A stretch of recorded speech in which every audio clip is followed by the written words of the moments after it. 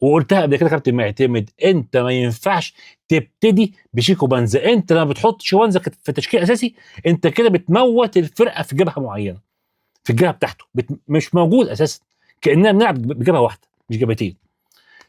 اخره ربع ساعه نص ساعه بكتير قوي، لما تكون مزنوق شوط، وده كتير عليه، وده كتير عليه اقسم بالله. اخره ربع ساعه نص ساعه يا عم من عندي.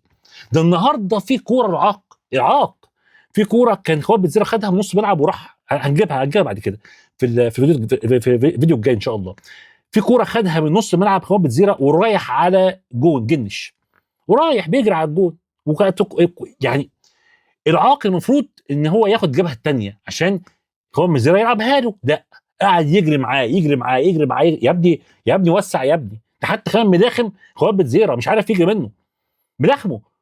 العب يا ابني يا ابني هو عايزك تفتح الناحيه الثانيه، افتحه الناحيه الثانيه عشان يبقى سارق. ده الدماغ دي مش موجوده، مش مركز. فده لاعب اقول يا كابتن معتمد اتمنى اني ما شافوش بيبتدي بعد كده خالص خالص. يلا الحمد لله كسبنا، السلام عليكم.